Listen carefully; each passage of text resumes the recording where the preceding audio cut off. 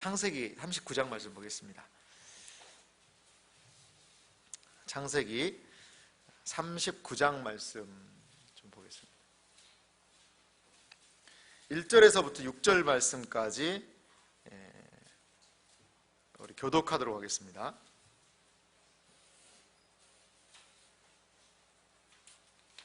창세기 39장 1절에서부터 6절까지 우리 한 절씩 교독하도록 합니다. 제가 먼저 1절 읽습니다. 요셉이 이끌려 애굽에 내려가매 바로의 신하 취니 대장 애굽 사람 보디발이 그를 그리로 데려간 이스마엘 사람의 손에서 요셉을 산이라.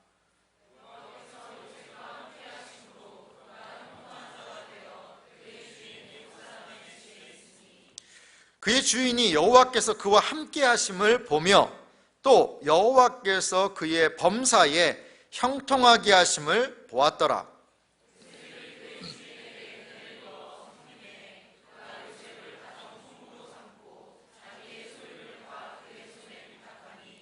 그가 요셉에게 자기의 집과 그의 모든 소유물을 주관하게 한 때부터 여호와께서 요셉을 위하여 그 애굽 사람의 집에 복을 내리심으로 여호와의 복이 그의 집과 밭에 있는 모든 소유에 미친지라.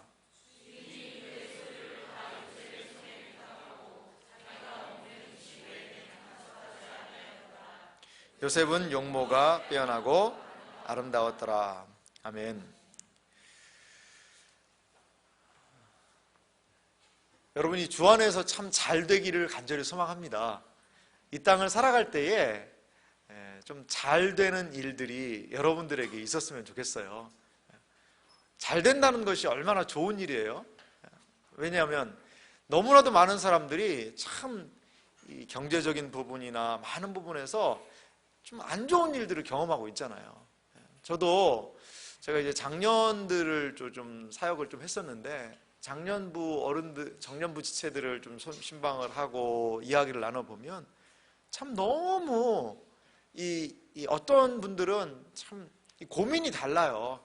만나보면 어떤 분들은 이제 참 부유하고 여유로운 삶을 사시는 그런 분들도 분명히 있는데 그분들도 고민이 있거든요. 고민이 있는데 정말 기본적인 생활에 대해서 고민을 하고 염려하는 그런 분들도 있더라고요. 그래서 그냥 정말 제가 할 수 있으면 여기서 좀 뚝 잘라다가 이쪽도 이게 막 뚝 주고 싶고 막 그런 생각이 좀 들기도 해요. 정말 그런 생각이.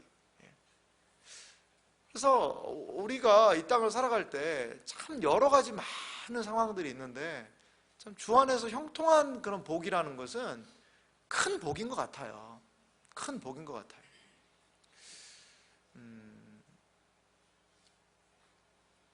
이번에 제가 지난주에 교회 부흥회를 했거든요. 부흥회를 했는데 그 오신 목사님이 뭐 파워풀하게 막 강력하게 열정적으로 그렇게 하는 설교를 안 하시더라고요. 근데 참 잔잔하게 자신의 만났던 이야기, 상황들을 말씀하시는데 저에게는 참 개인적으로 큰 감동이 좀 있었어요. 개인적으로. 그래서 저는 저희 가정이나 이런 부분을 공개적으로 얘기하는 것을 그렇게 조금 많이 하려고는 안 하는데 앞으로는 하려고 그래. 한 60살 먹으면. 근데 아직 새파란 젊은 목사가 뭘 얼마나 살았다고 가정 얘기를 하고 그렇게 하겠어요. 근데 한때 제가 사장님 아들이었다는 거. 사장님. 그럼 저희 아버지는 뭐였겠어요? 사장이었죠. 사장님. 저희 부친이 이제 예전에 사업을 좀 하셔가지고 그 사업이 그래도 좀 잘 되는 편이었어요. 잘 되는 편이었고, 그러니까 그 당 80년대 그 당시만 해도 그러니까 저희가 양옥집에 살았습니다. 양옥집 그때 70년대 후반에 지어진 양옥집이었죠. 양옥집을 사가지고 그리고 칼라 TV가 언제부터 방송한지 아세요? 제 기억으로 82년인가 그때부터 칼라 TV 방송했던 걸로 알고 있어요. 그때 저희가 칼라 TV가 있었으니까. 그리고 그때 전화가 있었는데 이 전화가 어떤 전화냐면 이렇게 돌려서 하는 전화가 있어요. 이 돌려서. 그래서 지금은 그런 게 없지만 이게 돌려가지고 전화를 하면 예전에 교환을 불렀어요. 교환. 그래서 여러분 이게 너무나 옛날 얘기 같지만요, 아주 공감하는 분들은 누군가요? 몇 분. 이 전화를 돌려가지고요, 네, 교환입니다. 딱 이렇게 얘기해요. 말소리도, 네, 교환입니다. 이렇게 얘기를 해요. 그러면, 그러면, 시내 전화는요, 한 2, 3분만 기다리면 돼요. 시내는. 같은 지역은. 근데 시외를 전화를 하잖아요. 제가 대전에서 전화를 했는데 서울로 전화를 한다. 그럼 한 20분을 기다려야 돼. 정말 그랬어요. 이 교환이, 이게 그 대기 시간이 그렇게 진짜 걸렸었다니까요. 그러니까, 그 당시 제가 대전에 좀 살았는데, 그래도 그러한 전화가 우리 집에 있었다는 거예요. 그리고 저희 사무실 전화번호 아직까지 외우고 있어요. 26구에 2604라고. 근데 제가, 그때 26구에 대전이었는데, 그리고 저는 좀 거기 시내에서 좀 떨어진 곳에서 이제 좀 살았죠. 근데 참 잘 나갔는데, 이게 참 쉽지가 않더라고요. 하나님의 소명과 연결된 부분. 그래서 가정이 어떻게 보면 경제적인 부분이 상당히 많은 영향을 미치잖아요. 여러분 알잖아요. 경제적인 부분에서의 좀 윤택함이 있으면 가정에서의 많은 분쟁이 좀 줄어들기도 해요. 그런데 이런 경제적인 어려움을 개인적으로도 당하게 되면 상당히 좀 힘든 부분이 분명히 있습니다. 분명히 있어요. 저는 참 소망하기를 여러분들의 그 재정적인 경제적인 상황 형편에 좀 하나님의 은혜 주셨으면 좋겠다 하는 생각이 들어요. 제가 취준생 지체들이 지금 여기도 좀 많이 있고 또 이제 학생들도 있고 그런데 내년에는 좀 우리 취준생 지체들과 함께 할 수 있는 그런 좀 프로그램 시간들도 지금 구상하고 있는 게 있어요. 아직 공개할 단계는 아닙니다. 그래서 여기서 뭐 취업 학교를 열자 이런 것까지는 아니고, 아니면 뭐 다 취업시켜준다 뭐 이렇게까지는 제가 능력이 없잖아요. 근데 좀 여러 다각적인 측면에서 좀 생각이 드는 부분이 있어요. 그래서 취업을 준비하는 지체들을 돕고 싶어요. 돕고 싶어요. 그리고 여러분 경제적인 활동 참 힘들고 어렵겠지만 좀 인내하면서 좀 조금씩은 좀 감당하면 좋지 않을까 생각이 들어요. 오전에 우리가 조금 전에 오후에 이제 요셉에 대한 이야기들을 이어왔었는데요. 요셉에게도 이런 형통함이 있었잖아요. 그의 기본적인 형통함은 뭐였어요? 아버지가 잘해줬잖아요. 그래도 요셉이 12형제들 중에서는 어땠어요? 가장 잘 나갔잖아요. 그 증거가 뭐예요? 요셉은 우리 식으로 얘기하면 뭐예요? 닥스 입고 다녔잖아. 닥스. 그 형들은 뭐 입고 다닐 때? 지동 시장표 입고 다닐 때. 그게 채색옷이잖아요. 채색옷. 그리고 요셉의 말을 하면 아버지가 잘 들어줘. 이런 것들을 좀 볼 수 있지 않겠습니까? 잘 나갔잖아요. 그 상황에서. 근데 어때요? 형들이 요셉을 어떻게 해서 팔아버리네요. 팔아버려요. 그게 7장의 내용이 팔아버렸다니까요. 애굽에다가 팔아버렸어요. 돈 20냥 받고 은 20냥을 받고 팔아버렸어요. 그러니까 이 형들이 이제 뭐까지 인신매매까지 한 거예요. 인신매매까지. 그 자기 동생을 그냥 팔아치워버리고, 그리고서는 아버지한테 뭐라고 얘기를 해요? 그 요셉의 채색 옷을 거기다가 양을 한 마리 잡았던 것 같아요. 그래서 그 양 피를 그냥 잔뜩 묻혀가지고, 이게 아버지 요셉 옷 아닌가요? 능청스럽게. 근데 거기에서 요셉 옷이라고도 얘기하지 않아요. 이게 아버지의 아들의 옷이 아닌가 보소서 이거예요. 아버지 아들, 당신 아들의 옷이 아니요? 이렇게 하는 거예요. 그 형제지간에 있던 그런 감정의 고를 우리가 볼 수 있거든요. 그렇게 해서 요셉은 어떻게 됐어요? 애굽으로 이제 팔려 가게 돼요.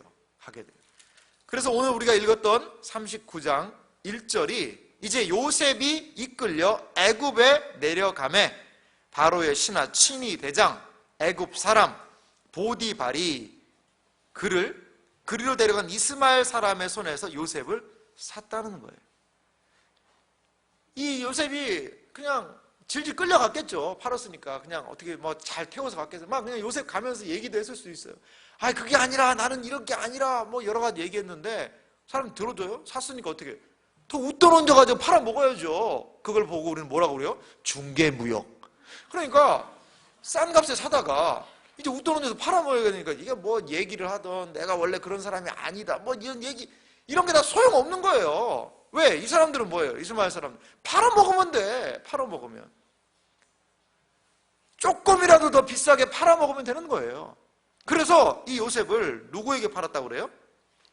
보디발이라는 사람이 있어요. 보디발. 근데 이 보디발의 직함이 나오죠. 바로의 신하라는 거예요. 이 사람이 친위 대장이다. 친위 대장.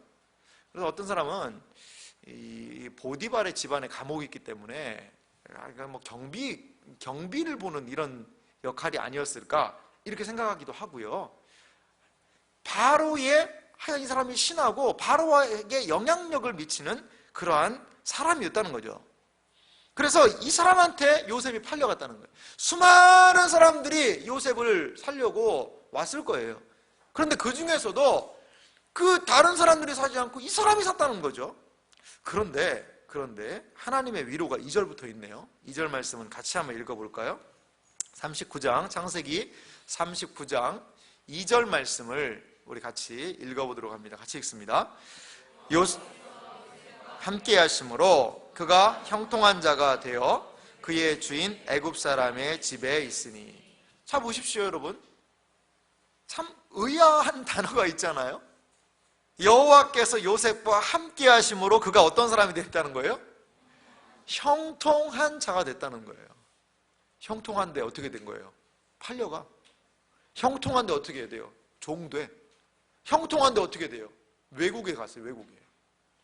지금 이 언어권이 다르거든요. 뒤에 보면 형들이 왔을 때 통역을 세웁니다. 통역을. 그러니까 지금 뭐 어떻게 하는 거예요? 보디발이 요셉을 산 이유는 뭘까요? 어떻게 건실하게 생겼고 인물은 좀 잘생긴 것 같아요. 잘생긴 것 같아요. 마지막 절에 6절에 보세요. 요셉은 용모가 빼어나고 아름다웠더라. 우리 식으로 얘기하면 뭐죠?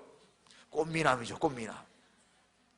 저를 보고 김수현이라고 많이 그래가지고 제가 참 어려움이 많아요. 여러분. 어려움 미치겠다는 사람도 있는데 그래서 이런 반응들이 좀 있긴 해요. 근데 아니 그 중국 얘기를 못 들으신 분이 나중에 왜 이런 얘기가 나왔는지는 물어보세요. 왜 목사님이 그렇게 참 밑도 끝도 없는 자신감으로 그렇게 얘기하는 거야? 한번 물어보세요. 중국 사람이 저한테 그렇게 얘기를 해서 그런 거예요. 제가 중국 사람이. 그러니까 한국에서는 아니고 중국에서는. 중국에 갔는데 저보고 김수현 너무 닮았다고. 김수현하고 무슨 관계냐고 계속 물어봐가지고 제가 그냥 우스개 넘겼는데 이 사람이 너무 진지하게 물어봐가지고 내가 김수현 형이다 그랬어요. 제가 김수현 따거 그랬더니 따거가 형이거든요. 그랬더니 그 사람이 그러냐고.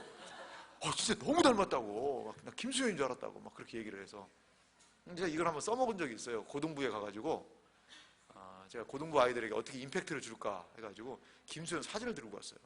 저를 소개할 때 내가 누구냐, 내가 간단하게 소개하겠다. 그리고 김수현 사진을 이렇게 딱 보였죠. 애들이 막 뒤집어지고 막 휴대폰 던지려고 그러더라고요. 그래가지고 이러면 안 되겠다 그러고서 사실 중국에서 이런 일이 있었다 얘기를 했더니 애들이 그때 좀 노여움을 풀더라고요. 아무튼 성경도 그렇고 요새도 그렇고 일단 잘생기고 봐야 돼 이런 생각할 거예요. 근데 하여간 요셉이 잘생긴 건 우리는 부인할 수 없는 사실이라는 거죠.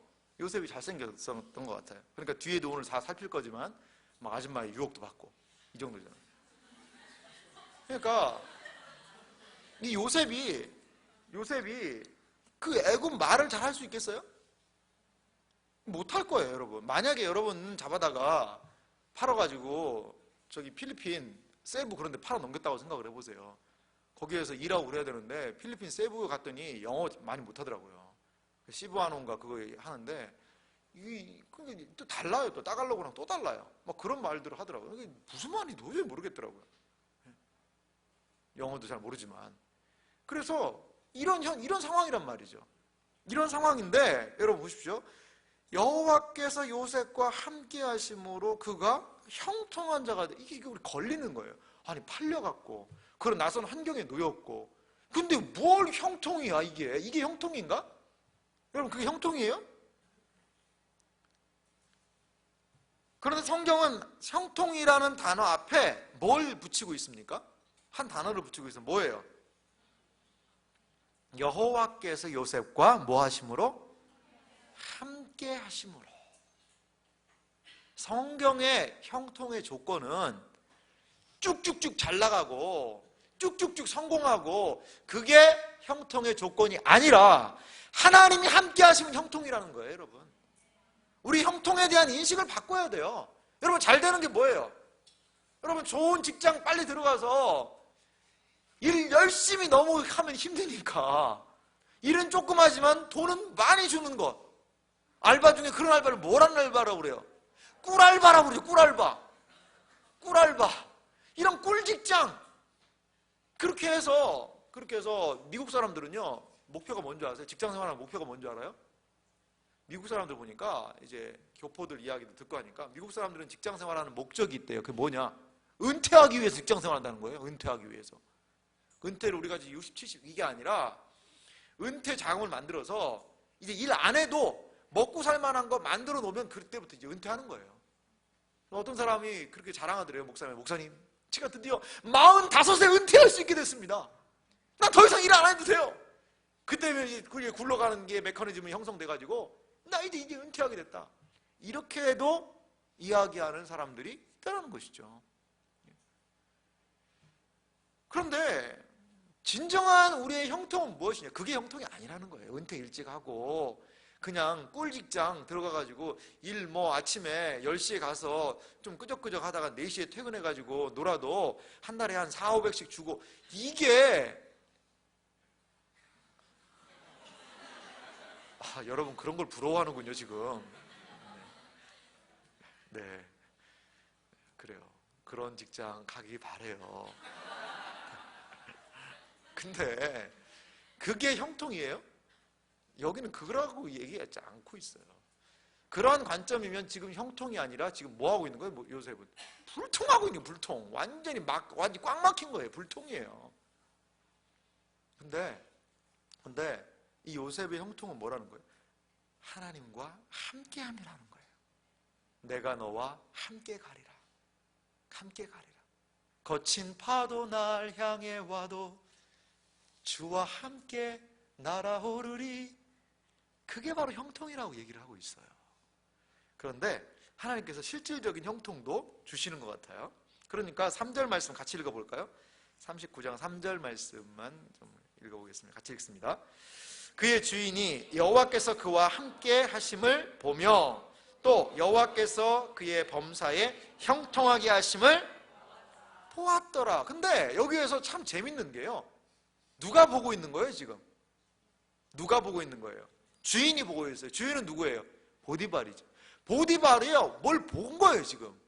그러니까 믿음의 사람들이 하나님 안에서 무언가 이 세상에 드러내 보여줄 것이 저는 있어야 된다고 봐요. 내가 하나님 열심히 섬겨, 하나님을 믿어, 하나님을 믿으면서 살아나가, 하나님과 함께해, 그리고 하나님 나를 형통하게 하셔.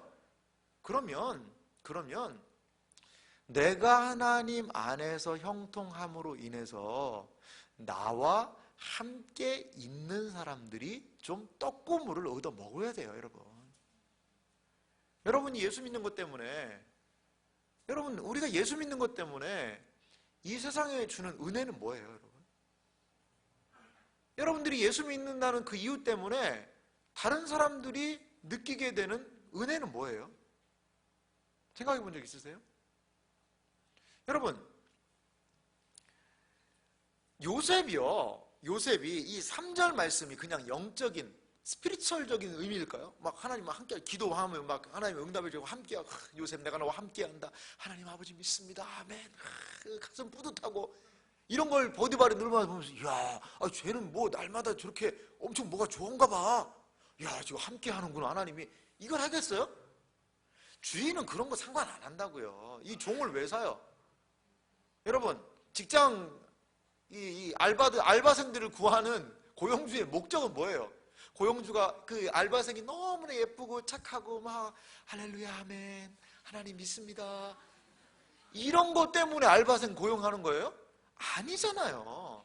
그 알바생을 고용해가지고 이 알바생이 어떻게 해야 돼요? 일 열심히 하고, 그래가지고 막 단골도 만들어주고, 야, 너무 친절하네요, 내가 다음에 올게요, 그래가지고 한 사람 왔다가 막 5사람 데려오는 거야. 그 5사람들이 새끼를 쳐가지고 막 50명 데리고 오는 거야. 그래가지고 이 너무나 적어가지고 여기가 매장을 막 늘리는 거야. 왜? 누구 때문에? 이 알바생 때문에. 이런 뭔가를 보면 주인이 어떻게 생각하겠어요? 이야, 너 참 대단하다.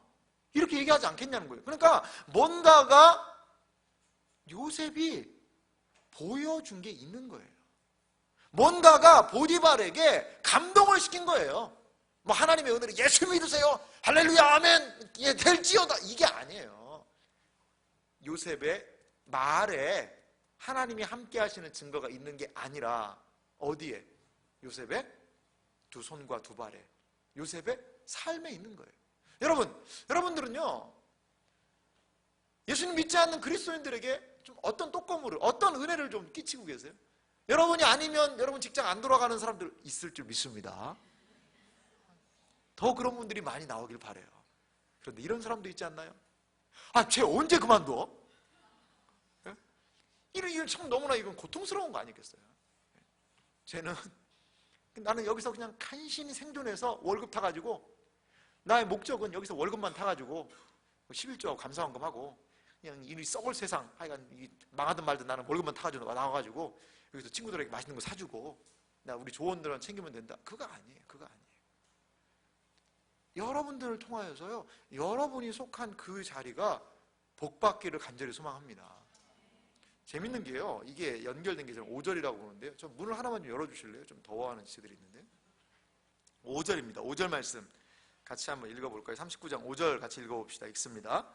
그가 요셉에게 자기의 집과 그의 모든 소유물을 주관하게 한 때부터 여호와께서 요셉을 위하여 그 애굽 사람의 집에 복을 내리심으로 여호와의 복이 그의 집과 밭에 있는 모든 소유에 미친지라. 할렐루야.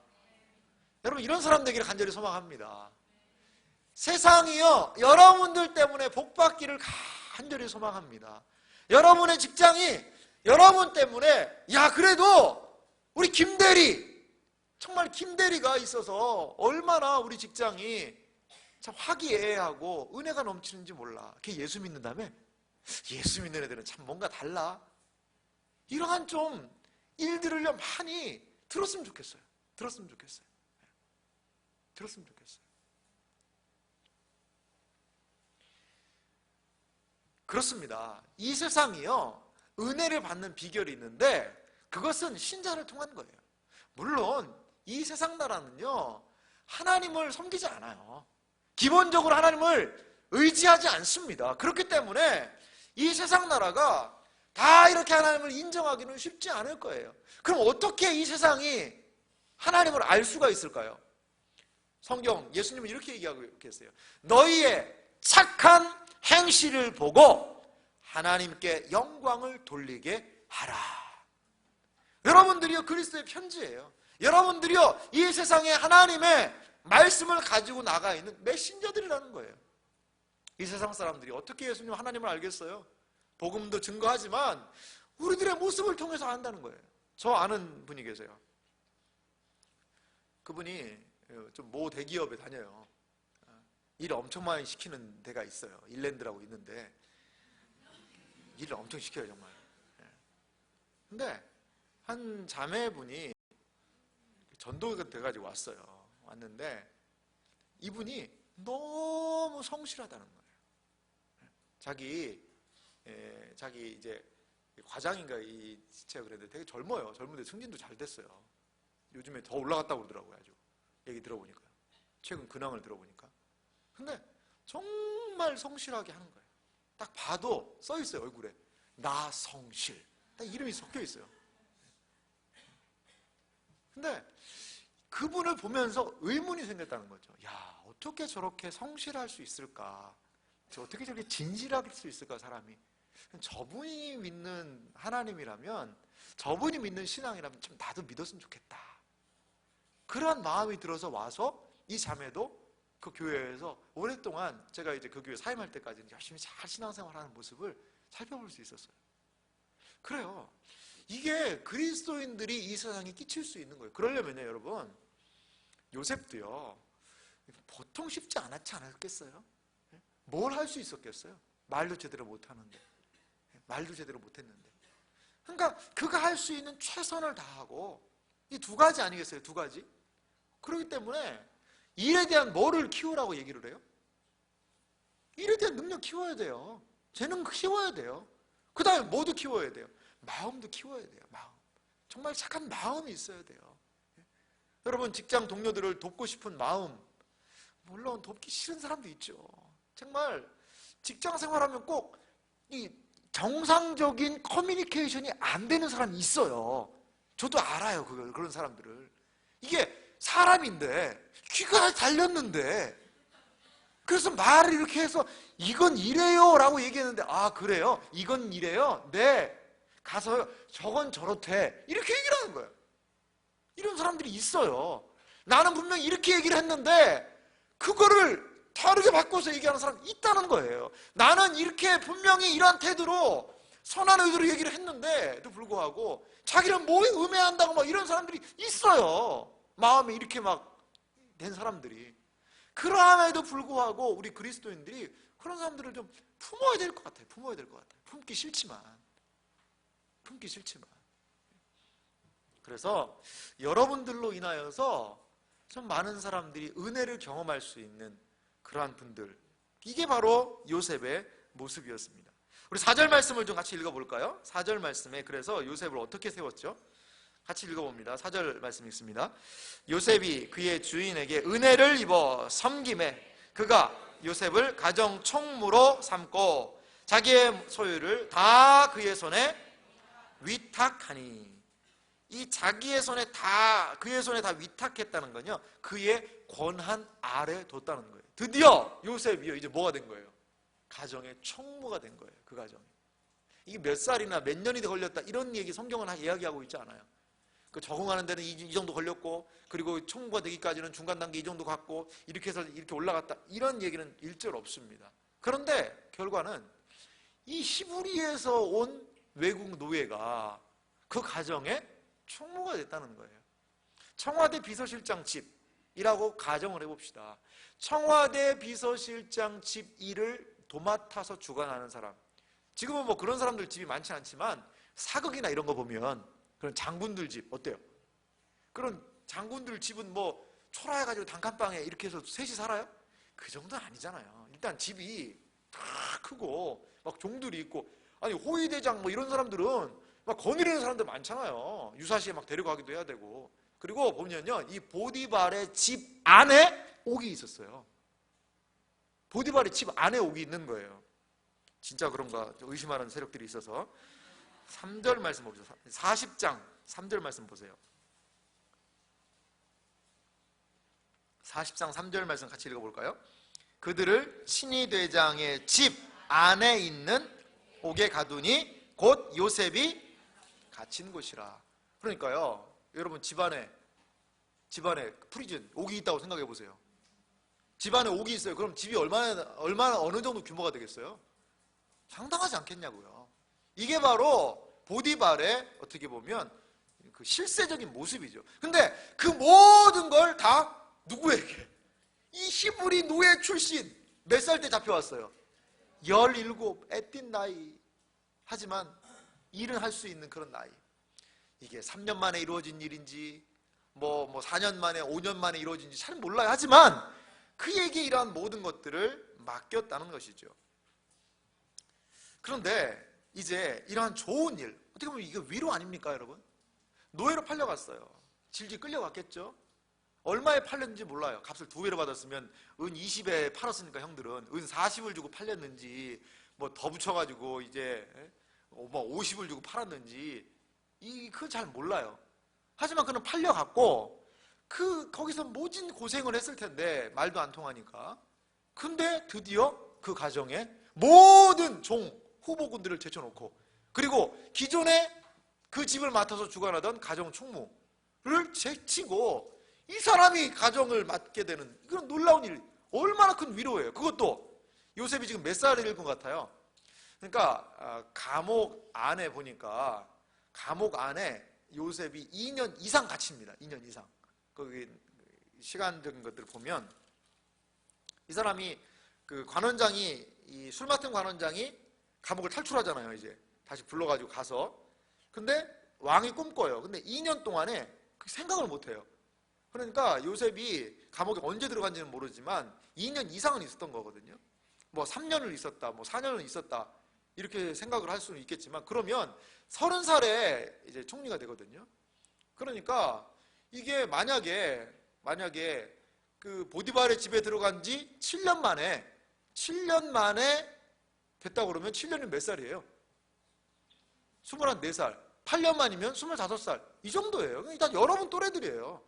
그런데 이렇게 젊은 사람에게 그 가정의 모든 것들을, 그 큰 직책을 맡겼다는 것은요, 이거는 그가 매우 성실했던 것 같아요. 자기 일에 탁월했던 것 같아요. 그러니까 얼마나 좀 그래도 비록 종이지만 그 인정받는다는 게 얼마나 좋아요, 여러분. 여러분 인정받으면 기쁘죠? 이번에 김대리, 이번에 기획서 진짜 잘했네. 야, 베낀 건 아니지? 아무튼 너무 잘했어. 앞으로 더 열심히 해. 진짜 잘했어 이번에. 이번에 말이야, 이 계장 진짜 너무 잘했네, 이러면서 칭찬해 준다고 생각을 해보세요. 그러면 참 기분이 좋잖아요. 근데 인정받았어요. 그 종들은 가운데서 이게 캡이 된 거예요. 얼마나 큰 하나님의 위로예요. 아마 요셉 이렇게 생각하지 않았을까요? 하나님이 나를 이것 때문에 보내셨나? 이 정도 하려고, 여기다가 애굽의 보디발의 집에 가장 총무하라고 나를 여기까지 보내셨나? 하나님의 위로를 그가 경험했을 거예요.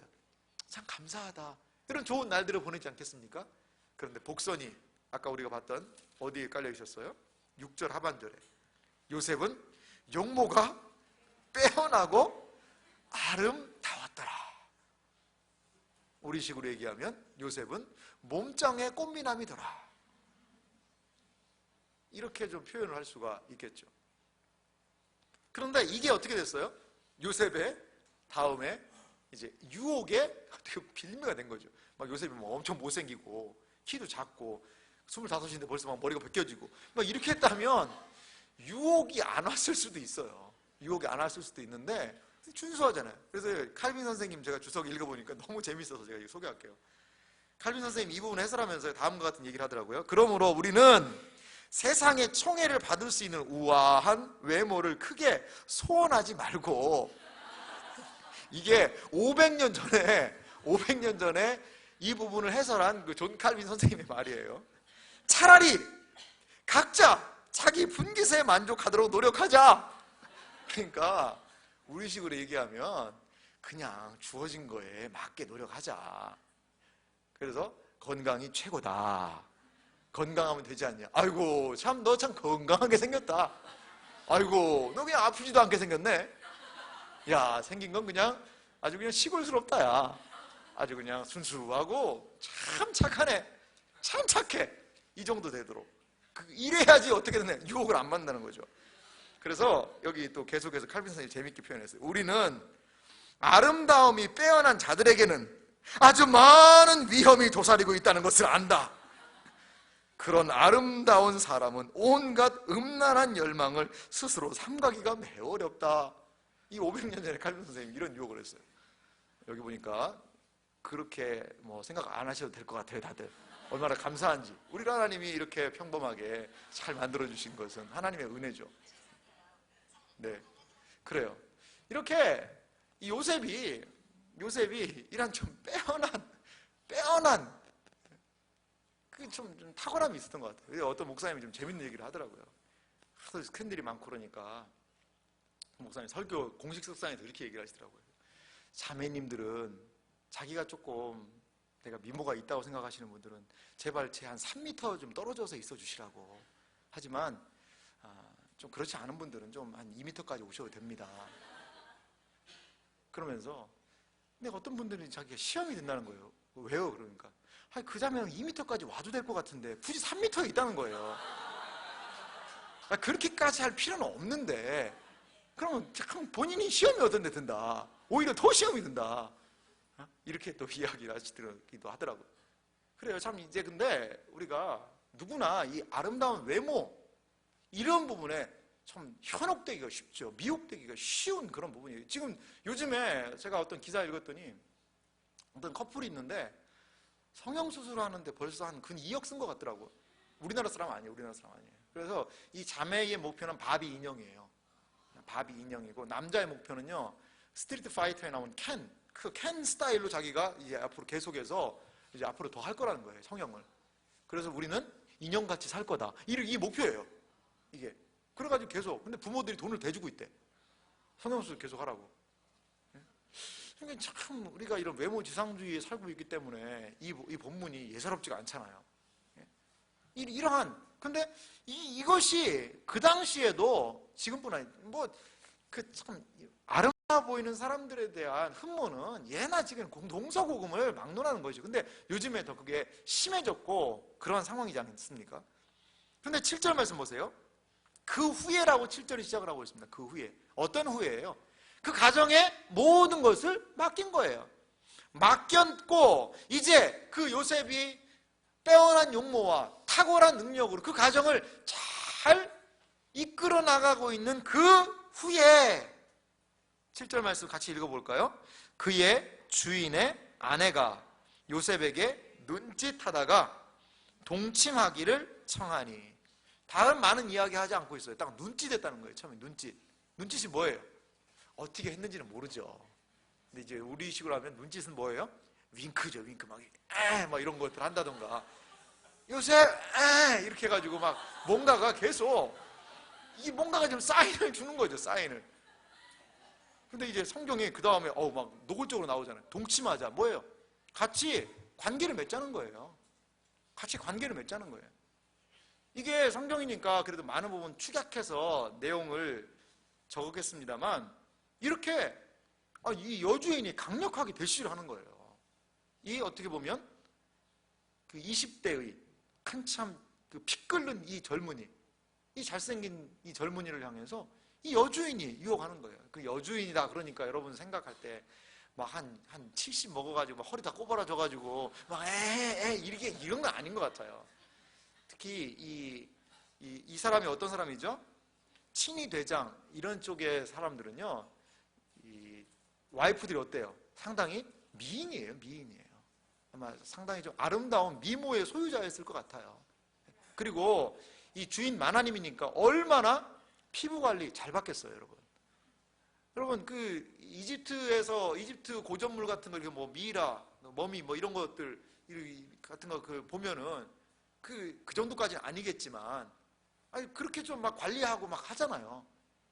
그러니까 어느 정도의 이러한 이 성립이 될 수 있는 조건, 나이나 여러 가지, 연령이나 여러 가지가 그런 상황이었죠. 그런데 요셉이 어떻게 이 상황을 모면하고 있죠? 한번 8절 말씀 한번 8절과 9절 말씀 같이 읽어볼까요? 같이 읽겠습니다. 시작. 요셉이 거절하며 자기 주인의 아내에게 이르되 내 주인이 집안의 모든 소유를 간섭하지 아니하고 다 내 손에 위탁하였으니 이 집에는 나보다 큰 이가 없으며 주인이 아무것도 내게 금하지 아니하였어도 금한 것은 당신뿐이니 당신은 그의 아내임이라. 그런즉 내가 어찌 이 큰 악을 행하여 하나님께 죄를 지으리까? 요셉 어때요? 진짜 멋있죠. 여러분 보세요. 요셉 객지에 나와가지고 고생하잖아요. 외국에 와서. 그리고 이제 어떻게 보면 가정에서 그런 어떻게 보면 성공도 이뤘잖아요. 자수성가했죠. 근데 다른 사람도 아니라 그 집 주인이, 이 어떻게 보면 최고의 권위가 있는 그 주인이 자기를 사랑해주겠다는 거예요. 여주인이. 얼마나 이게 보디발은 어때요? 상당히 좀 바쁜 사람 아니겠어요, 얘들? 바로하고 가까우니까 바쁘잖아요. 그럼 적절한 관계를 밀당을 하면서 그 집에서 자기의 세력을 더욱더 굳건하게 할 수 있는 그런 좀 기반이 되지 않겠어요? 이렇게 할 수 있고, 이 더 큰 맘, 잘못된 마음 먹는다면, 보디발 그냥 없애버리면, 둘이 짝짝꿍해서 잘 살면 애굽에서 좋은 집에 얼마나 잘 살 수 있겠어요? 그런 여러 가지 충분히 할 수 있는 인간적인 세상적인 생각들을 할 수가 있죠. 잘 지내는 게 이게 뭐가 나쁜 거예요? 안주인하고. 그런데 뭐예요? 요구가 지나쳤죠. 그 요구에 대해서 단박에 잘라버려요. 단박에. 요셉이 생각하다가, 아니면 요셉이 그 여인의 추파를, 눈짓을 몇 번 쳐다보다가 정신이 약간 나갔지만 그래도 이렇게 얘기하지 않고 있어요. 성경은 뭐라고 얘기해요? 요셉이 거절하며 담백하게 딱 한 큐에 잘라버린 거예요.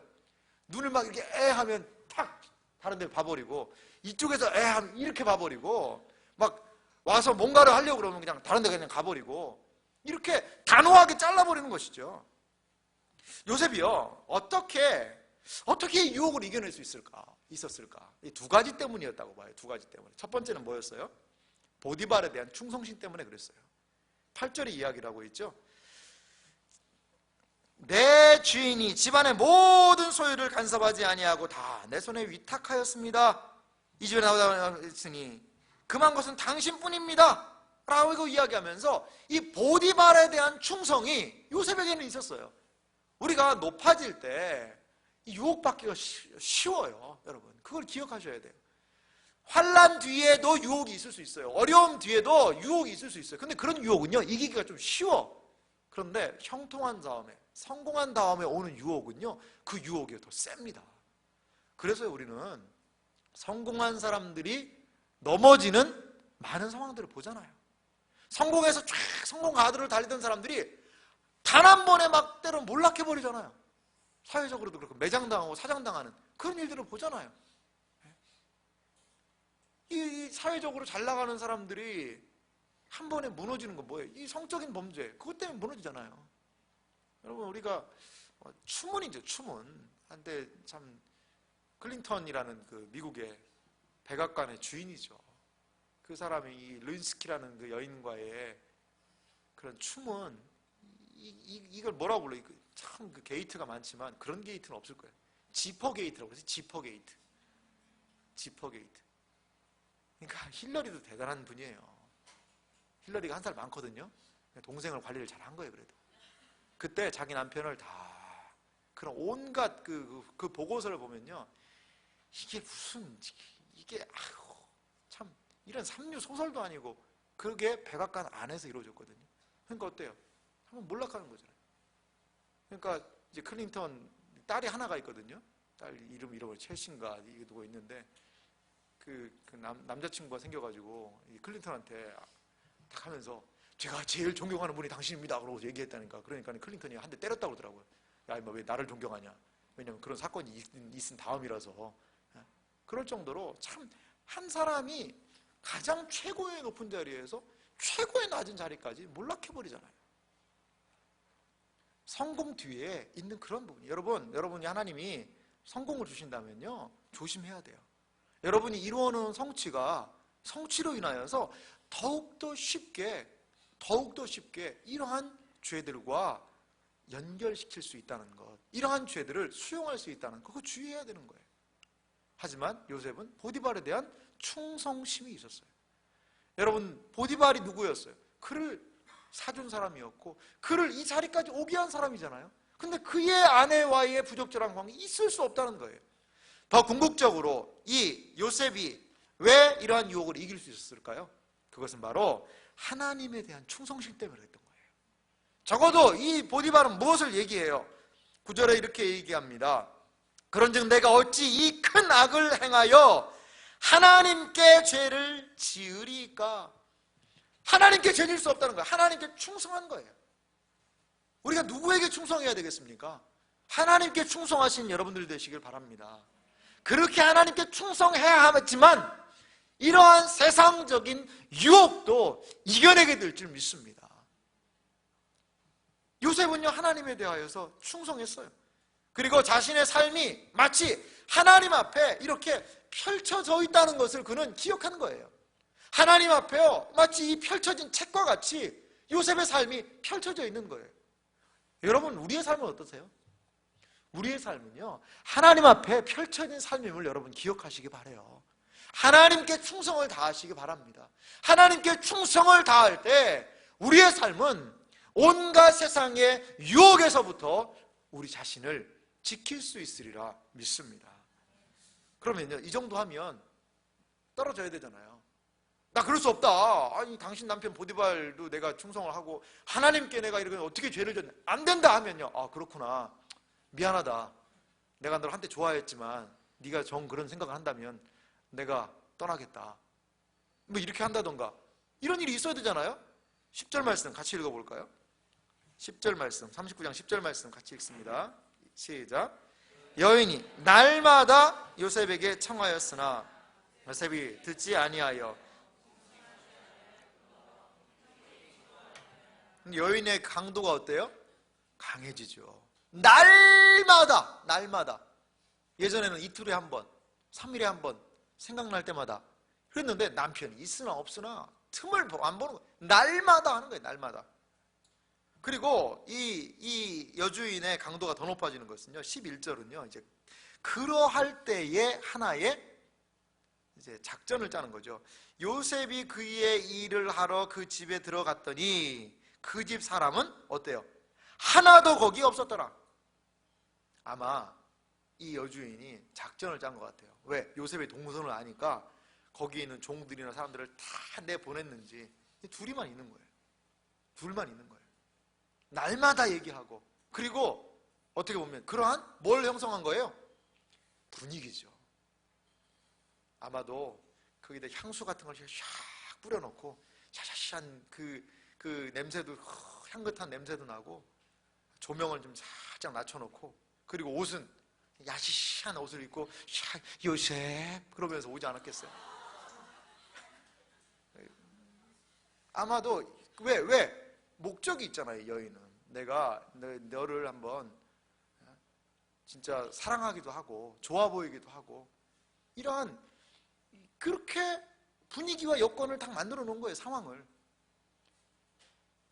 그러니까 이제 12절에 그 여인이 그의 이제 어떻게 해요? 가서 요셉을 딱 붙잡은 거죠. 옷을 딱 잡은 거죠. 옷을. 이르되 나와 동침하자. 하지만 어때요? 그러나 요셉이 자기의 옷을 그 여인의 손에 어떻게 하고? 버려두고 밖으로 나가버리는 거죠. 여러분, 눈물 나지 않습니까? 그 정도면 좀 한번 못 이기는 척 하고도 넘어갈 수 있지 않을까? 그런데요, 이렇게까지 집요하게 달라드는데도 불구하고 뿌리쳐요. 요셉이 자기 옷, 아마 어떻게 했을까요? 지금 같으면 이게 윗돌이니까 이렇게 했지만, 거기 예전 같으면 어때요? 거의 통으로 짜거든요, 옷을. 그러니까 옷을 만약에 했으면 아마 거의 이 밑에 속옷만 입고 나갔을 수도 있어요. 그냥 확 벗겨버려가지고. 아니면 속에다가 있는 옷만 간신히 어떻게 입고. 그래도 옷을 그냥 잡고 막 늘어지니까 막 뿌리치고 막 나가는 거예요. 뿌리치고 나가는 거예요. 이게 뭐예요? 히브리서에 보니까 너희가 죄와 싸우되 뭐하기까지 싸우라는 거예요? 피 흘리기까지 싸우라는 거예요. 얼마나 여러분 이 세상이 우리 신자들이 유혹합니까? 특별히 이 본문과 같은요, 성적인 그러한 유혹은요, 말할 수 없어요. 여러분 그냥 뭐 일반 사람들 그런 얘기 쉽게 한다고 그러더라고요. 무슨 말인지 잘 모르겠지만, 애인, 그냥 가정생활하는 남자인데 애인이 있다는 거예요. 애인이 아내지. 저는 그렇게 생각했어요. 근데 아내가 아닌 애인이 있다는 거예요. 제가 예전에 강남 쪽에서 사역을 했었는데, 그쪽에요, 한 인구 센서스 한 분이 얘기를 해줘서 저를 알았어요. 알바를 했는데 죽을 뻔했대요. 저기 오피스텔은 문을 절대로 안 열어준대요. 근데 거기는 뭐 하냐? 그런 애인들의 집이라는 거예요. 좀 돈 있는 사람들이 그 오피스텔에다 애인 살고, 거기서 가끔 가서 와서 놀고, 그리고 한 달에 얼마씩 돈 보태주고, 그렇게 산다는 거예요. 우리는 그런 시대에 놓여 있어요. 이게 사람들이 돈이 많아지고 생활에 여유가 있으니까 이런 성적인 범죄 너무나도 쉽죠. 너무나도 쉽게 생각하고, 거기에 너무나도 쉽게 많은 사람들은 걸려 넘어지고 있다는 거예요. 우리라고 그러지 않으리라는 보장이 어디 있겠어요. 그런 여건이 조성이 안 됐을 뿐이지. 우리 형제들, 그 아줌마가 이렇게까지 하면 여러분 못 이기는 척하고 막 넘어지고 그러면 안 됩니다. 여러분, 그러면 안 돼요. 그런 로맨스, 이게 죄 짓는데 로맨스가 어디 있어요. 불륜이지. 그게 내가 하면 로맨스래요. 다 남이 하면 불륜이고. 그거 아니잖아요.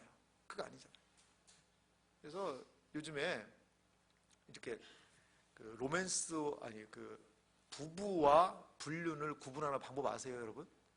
식당에 가면 안다는 거예요. 식당에 가면 한 남녀 커플이 딱 앉아서 밥을 시키는 걸 보면 아, 저기는 부부구나, 아, 저거는 불륜이구나, 이걸 알 수가 있다는 거예요.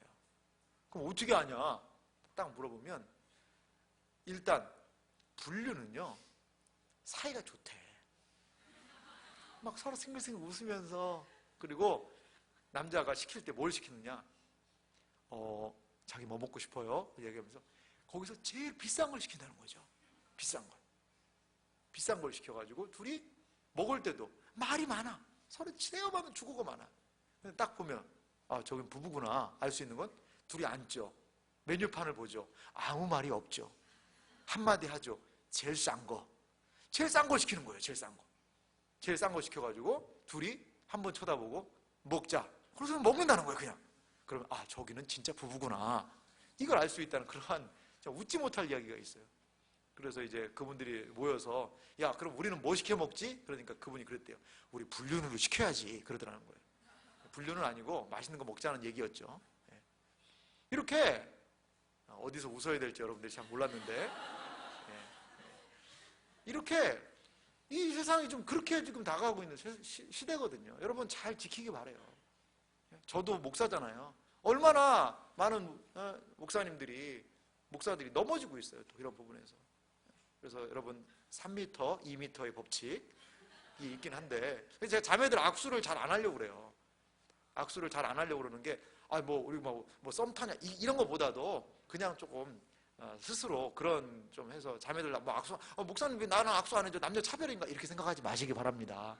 그래서 저를 또 지키기 위한 그런 부분이니까 간혹 가다가 할 때도 있어요. 간혹 가다가. 그럼 저 사람하고는 불륜이 그런 건 아니에요.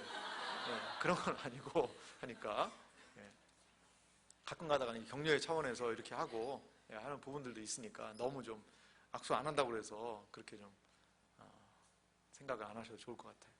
그래요. 이렇게 요셉이요, 이러한 상황, 여러분들 우리가 좀 쭉 살펴봤잖아요. 이게 쉬운 상황은 아니거든요. 사실 쉬운 상황 아니에요. 매일 날마다 유혹하죠. 분명한 의사를 표명했음에도 불구하고 계속적인 요구가 있죠. 이런 분위기까지 만들어놨죠. 죄가요, 신자들에게 역사하는 방법이 있어요. 두 가지를 통해 역사합니다. 죄가 어떻게 역사할까요? 첫 번째, 내면적인 부패함을 통해 역사해요. 우리는요, 내면에 인간은 뭐가 있어요? 내적인 부패함, 욕망들이 있어요. 요셉이라고 그 욕망이 없었을까요? 사람인데? 있었겠죠. 분명히 요셉에게도 심장이 뛰었을 거예요. 막 가슴이 두근두근 했을 거예요. 이런 내면적인 욕망이 분명히 있습니다. 그런데 이 내면적인 죄가 형성되기 위해서는 내면적인 무엇과 이 욕망과 외부적인 무엇이, 유혹이 서로 결탁을 해서 죄를 양성시키는 거예요. 우리는 내면적인 부패함이 이 육체에 있는 동안에 누구에게나 있다니까요. 누구에게나. 여러분 그거 인정해야 돼요. 나는 깨끗하다. 누가 깨끗해요?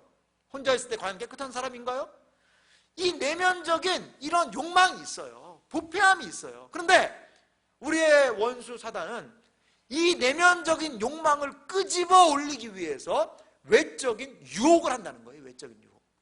이런 내면적인 욕망과 외적인 유혹이 결탁하여서 뭐가 이루어지는 거예요? 죄가 이루어지는 거예요. 죄가. 이 내면적인요 욕망, 이 외적인 유혹이 얼마나 집요한지 아세요? 집요한지 아세요? 뭐 할 때까지? 넘어질 때까지. 죄 질 때까지 유혹하는 거예요. 죄 질 때까지. 죄 질 때까지 유혹하는, 넘어질 때까지 유혹하는 거예요. 한두 번은 커트해서 잘라낼 수 있는데 계속적인 그런 유혹이 되면 넘어지고 마는 거예요. 넘어지고 마는 거예요. 그래서요, 죄는요 피해야 돼요. 여러분, 죄와 말 걸지 마세요. 피해야 돼요. 하와가요 그 유혹의 자리에서 말 걸다가 넘어졌잖아요.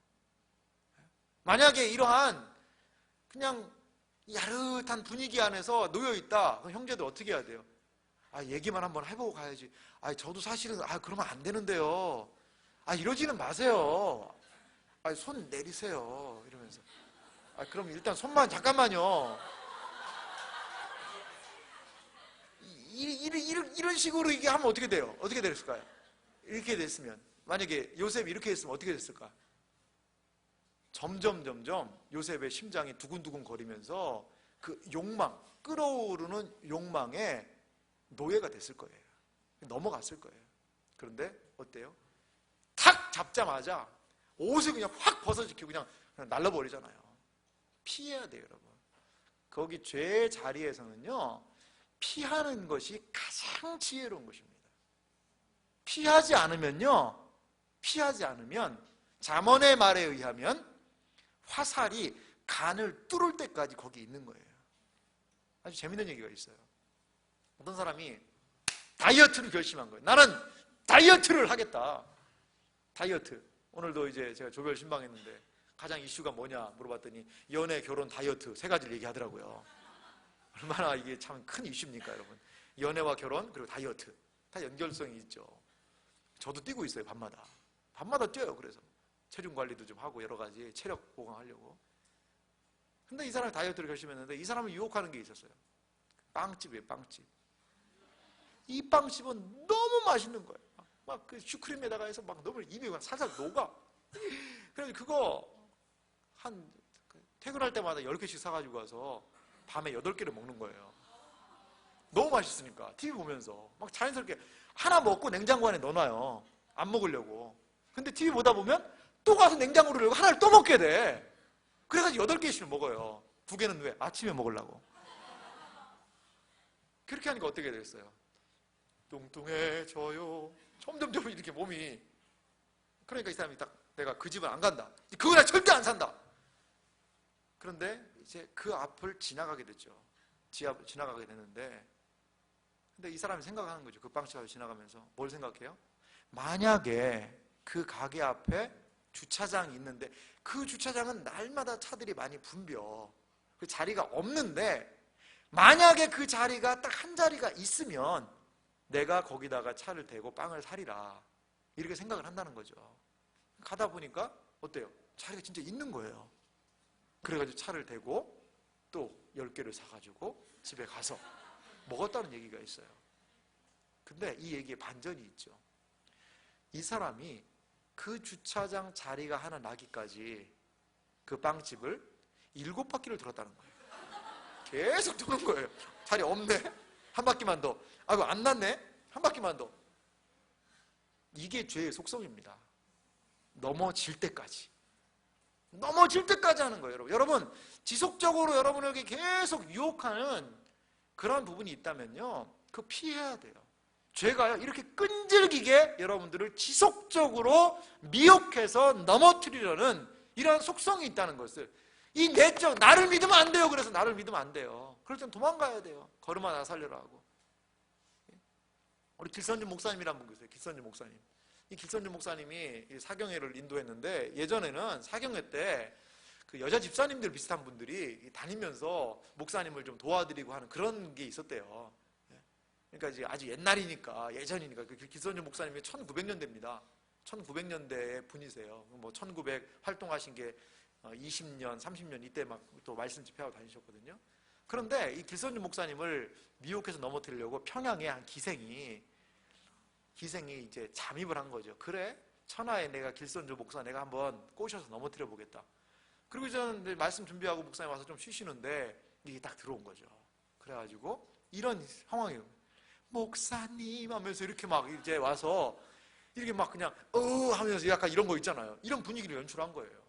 그러니까 이 목사님 어떻게 하냐? 그때 아이고 배 하면서 막 방바닥을 떼굴떼굴 부른 거예요. 그러니까 이 여자가 깜짝 놀래가지고, 아니 그래도 배가 아프다니까.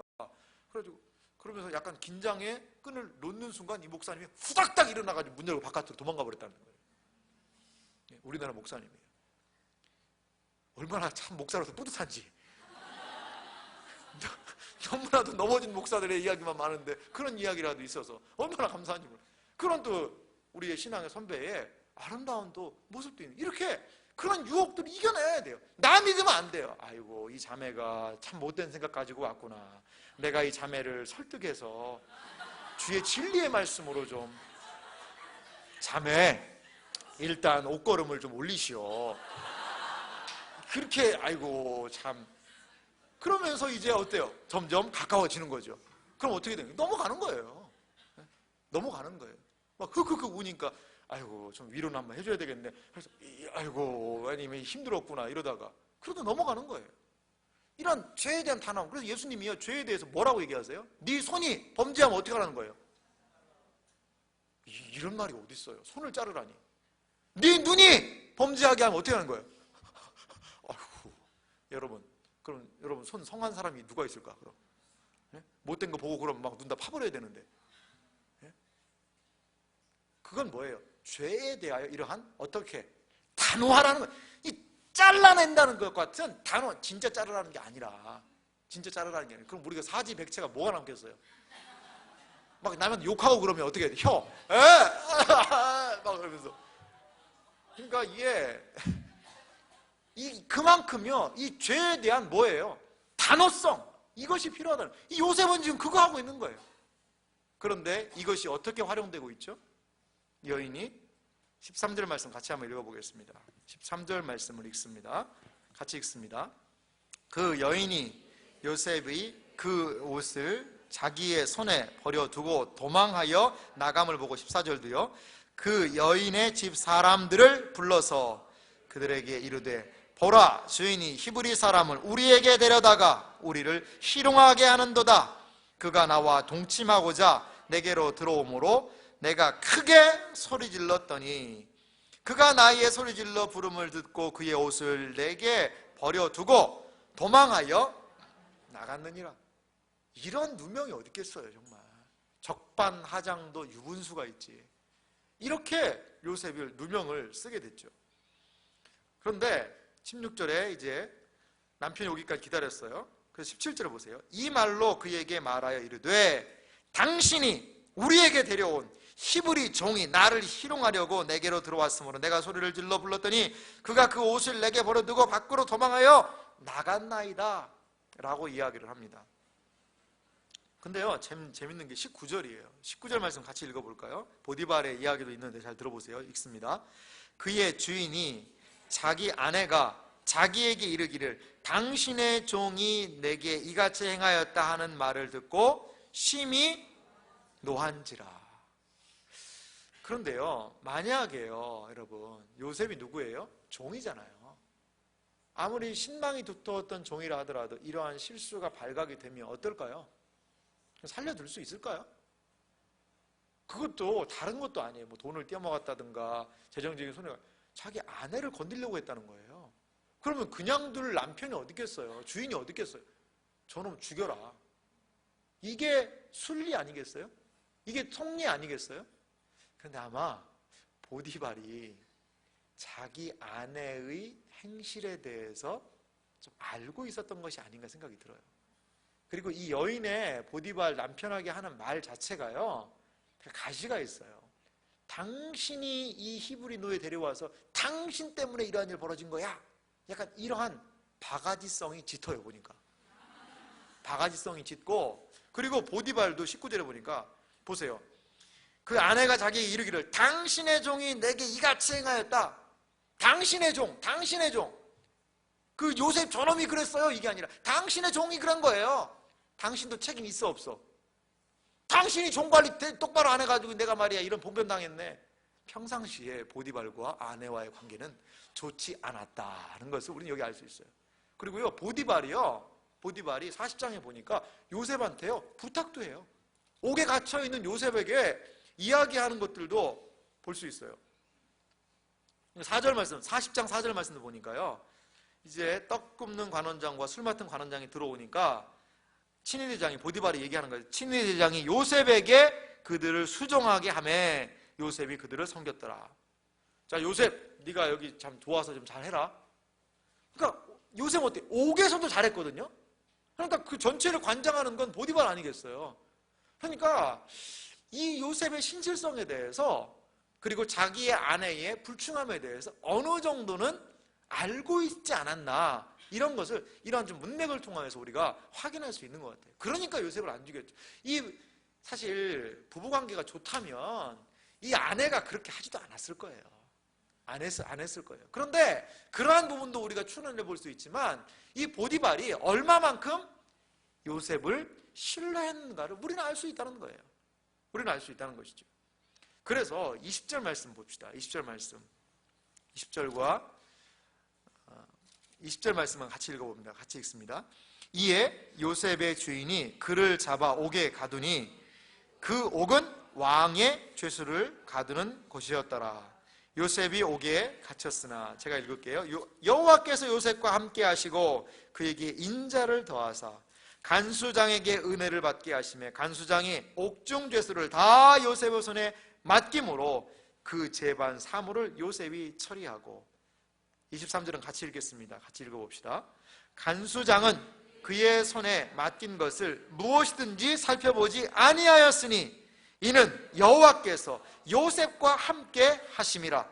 여호와께서 그를 범사에 형통하게 하셨더라. 여러분 참 놀랍지 않습니까? 요셉 억울하잖아요. 너무 억울하잖아요. 하나님이 언제 도와주셔야, 이때는 도와주셔야 되지 않겠어요? 이 여주인이 막 요셉에 대해서 이 옷이 증거고 얘가 나를 이렇게 하려고 그랬어 라고 이야기할 때, 막 보디발에게 얘기할 때 보디발한테 아닙니다, 저는 결백합니다, 제가 어떻게 그렇게 할 수가 있겠습니까? 이때 하나님이 그 벼락이라도 내리셔가지고 그 여인을 벼락맞게 하신다던 거지. 그때 하나님 좀 도와주셔야 되는 거 아니에요? 아니 지금까지 고생했잖아요. 형들이 팔려 와가지고 객지에서 그 고생해가지고 이제 조금 살만하니까 그것도 불의와 싸우다가, 그렇게 유혹하고 하는 불의와 싸웠는데, 근데 결과는 어떻게 돼요? 투옥, 감금, 가둬버렸다는 거예요. 참 하나님 너무하지 않으신가? 너무하지 않으신가? 이런 생각이 들기도 할 것 같아요. 그런데 왜 그래요? 하나님의, 우리가 오후에 읽었던 그 말씀과 같이 하나님의 때가, 하나님의 말씀이 아직 응하지 않은 거예요. 아직까지 요셉에 대한 연단의 기간이 끝나지 않은 거예요. 그래서 요셉은요, 이제 어디에 갇혀요? 옥에 갇히는, 그 옥에까지 내려가는 거예요. 종살이 한 것도 어려움인데요, 어디에까지요? 옥에까지 갇히게 되었다는 것이죠. 옥에까지. 이러한 정말 너무나도 극심한, 여러분 원래 못 살았던 사람들은 그냥 뭐 그러려냐고 살잖아요. 그러려냐고 살잖아요. 수입이 100만 원밖에 안 된 사람이 수입이 50으로 줄었어요. 이때의 충격과, 수입이 한 달에 500만 원이던 사람이 50만 원으로 줄은 그 충격 차이는 어떨까요? 차가 20kg를 받는 거하고 차가 200kg로 와서 받는 거하고 충격의 차이가 어떨까요? 차이가 있잖아요. 그냥 평범한 종이어서 누구 억울했으면 그랬을 거예요. 근데 가정에서 가장 높은 곳까지 올라갔는데 이제는 어떻게 됐어요? 이제는 그 종들만 못하게 완전히 그냥 또 옥으로, 누가 가정 총무 시켜달라고 그랬어요? 하나님 누가 이렇게 나 올려달라고 그랬어요? 이렇게 할 바에는 그게 뭔 의미가 있어요? 라고 원망할 수도 있지 않는 상황이에요? 왜? 너무나도 이런 어려움들이 있잖아요. 너무나도 어려움. 이렇게 할 수는 없잖아요, 사실. 그런데 요셉이 어때요? 요셉이 이 21절에 또 우리의 마음을 불편하게 하는 단어가 있어요. 이러한 상황에서도 요셉과 함께 하시고 그에게 인자를 더하사 간수장에게 은혜를 받게 하시매. 그리고 23절은 또 그런 말이 있어요. 여호와께서 그를 범사에 형통하게 하셨더라. 여러분 좀 마음이 좀 많이 불편하지 않아요? 아니 이렇게 누명 쓰고 뒤집어 쓰고 옥살이 하는데도 그게 형통인가? 여러분 그게 형통입니까? 이게 형통이에요? 여러분 어떤 분이 가다가 정말 아파가지고 쓰러져 있어가지고 부축해가지고 병원 데려다 줬는데 경찰서에서 연락 왔어요. 그 사람 지갑 내가 털어갔다는 거예요. 그래서 너를 이런 절도죄로 체포하겠다는 거예요. 그럼 여러분 마음이 어떻겠어요, 여러분? 이런 황당한, 나는 분명히 착한 일 했다고요. 여러 가지 얘기하지 않겠어요? 근데 네가 데려간 그 사람이 지갑이랑이 다 없어졌고 그리고 병원에 치료받다 죽었다는 거예요. 그러니까 네가 그 사람 쟁을 뺏고 위장하려고 갔다가 죽여버린 거 아니냐. 이거 막 살인죄, 절도죄 막 누명 다 뒤집어 썼다고 생각해 보세요. 얼마나 진짜 이게 황당한 노릇이겠어요. 지금 그렇잖아요. 근데도 성경은 요셉에 대해서 뭐 했다? 형통했다. 이게 여러분 이해가 됩니까? 우리는 이해가 안 돼요. 이해가 안 돼요. 그런데 한 가지 기억할 게 있어요. 성경이 말하고 있는 형통, 성경이 말하고 있는 형통이 과연 뭐냐는 거예요. 여호와께서 요셉과 함께 하시고, 여호와께서 하나님이 함께 하시면 그 감옥도 형통이 될 수 있다는 거예요. 형통이 될 수 있다는 거예요. 우리는 요셉이 종살이한 그 부분, 요셉이 감옥에 들어간 그 부분, 아무리 하나님이 함께 한다고 해도 내 주변적인 상황이 이렇게 어려워지면 그것이 어떻게 형통이 될 수 있어? 라고 생각할 수 있을 거예요. 하지만 여러분 기억하시기 바라요. 시편 73편의 기자가 뭘 복이라고 얘기하는 줄 아세요? 여호와를 가까이 함이 내게 복이라. 그걸 얘기를 하고 있어요. 제가 내일도 이 말씀을 드리겠습니다만요, 이 요셉의 두 경험은요 상당히 놀라운 경험이에요. 가정 총무에 대한 경험, 그리고 그 옥에서도 어때요? 이 요셉 오전에도 얘기했지만요, 그 옥에서도 그거 억울한데 우리 같으면 어때요? 나 독방 주세요. 나 벽에다 그냥 확 머리 쳐박고 죽어버릴래. 막 이렇게 한다던가, 막 수염 이렇게 길러가지고 밥 안 먹고 죽어버리려고. 나 이 억울해서 나 못 산다. 이놈의 세상, 내가 죽음으로써 나의 결백감을 드러나겠다. 그럼 막 유서 써가지고 혈서 써가지고, 그 아줌마 그럴 줄 몰랐다 진짜. 내가 진짜 그랬냐? 나는 내 옷 잡아가지고 놓고 갔는데 내 이럴 줄 몰랐다. 보디발. 내가 이런 사람이라고 내가. 나 못 믿냐고 정말. 그 아줌마 저번에도 사고 치고 돌아다녔는데 나 못 믿냐? 막 그러면서 막 억울해가지고 막 분통 터져가지고 막 죽을 거예요 진짜 우리 같으면. 여러분 그런 상황에서도요 요셉 자기 맡은 일을 그냥 합니다. 여러분 원통한 때 일하다 보면 당할 때 많죠. 특히 사람들이요 이 막 속을요 긁어 후집어 내는 때가 있어요. 앞에서는 살살살 웃는데 그 상사가 없거나 그러면요 돌변하는 사람들이 있어요. 그럼 막 어때요? 미치는 거죠. 어떻게 보면 저걸 어떻게 할 수도 없고 확 직장 때려치자니 다른 데 갈 때는 좀 어렵기도 하고, 이러한 정말 너무나도 이러한 우리와 막 울분의 상황이 있어요. 여기 울분의 상황이 분명히 이 요셉에도 있었거든요. 근데 그러함에도 불구하고 그는 친절을 잃지 않아요. 옥에서 인정받는 비결은 뭘까요? 감옥에서 인정받는 비결은 뭘까요? 죄수들을 잘 다스리는 거예요. 어떻게? 죄인들이 호락호락 말 잘 들어요? 아, 예, 알겠습니다. 물론 막 두드려 패고 그러면 말 잘 듣겠죠. 그런데 이 당시 상황을 그 죄수들이 잘 딴 생각 못하게 하려면, 그래서 요즘에 제가 아는 분이 교도소에 어떤 분이냐면 상담하는 분이에요. 상담. 그래서 그분들을 상담해드리고 심리치료하고 이런 분이에요. 요셉이 그거 한 것 같아 내가 볼 때. 그러니까 떡 맡은 관원장이나 술 맡은 관원장들의 이야기 들어줘. 왜 얼굴이 안 좋아요? 저한테 얘기해보세요. 그러니까 그런 모든 사람들의 억울한 상황, 답답한 상황, 근심된 상황, 이걸 들어주는 거예요. 그래서 그들의 마음을 잠시나마 기쁘게 해주는 거예요. 잠시나마 그들의 마음이 평안함을 누리게 해주는 거예요. 그거 했을 것 같아요. 그거. 그러니까 정말 막 날뛰는 독방에 들어가가지고 막 날마다 고래고래 소리 지르고 다른 사람 막 잠 못 자게 하고 막 어떻게든 기어 나가려고 하는 이런 사람들을 요셉한테 붙이면 순한 양이 되는 거예요. 네, 감옥생활 열심히 할게요. 복무기간 잘 지키겠습니다. 네, 개과천선을 하겠습니다. 막 이렇게 다 변하는 거예요. 그러니까 요셉한테 맡겨놓으면 이 간수장이 너무 편한 거죠. 어떻게 보면. 자기도 억울한데. 근데 요셉이 거기에서 저는 이런 게, 거기에서도 치료가 일어났다고 봐요. 가만히 들어보니까 나보다도 더 억울한 사람들이 거기 많이 있거든. 여기는 어떤 자리예요? 여기는 왕의 죄수를 가두는 곳이다. 사극을 봐서 우리는 잘 알죠? 사극. 그 왕궁 안에 벌어지고 있는 보이지 않는 암투들, 거기에서 옳고 그른 게 어디 있어요? 정치적으로 밀리면 떨어지는 거죠. 그런 거 아니겠어요? 그러니까 그런 애굽의 왕궁의 모든 상황들을 들으면서, 그런 억울한 상황을 들으면서, 그런 답답한 상황을 들으면서, 야, 나도 진짜 저 아줌마 때문에 엄청 억울했는데 나보다 더한 사람 여기도 있구나. 진짜 참 불쌍하구나. 이런 것들을 경험하지 않았겠어요? 그리고 이 가정에서의 총무의 역할과 그리고 어디에서의 이 감옥에서의 이러한 상황이요, 요셉에게 엄청난 도움을 줬어요. 그게 무슨 말입니까? 어떻게 도움이 될 수 있을까요? 여러분, 만약에 우리 여기 현수 형제가 있는데 얼마나 키도 크고 잘생겼잖아요. 그렇게 믿고 싶어요.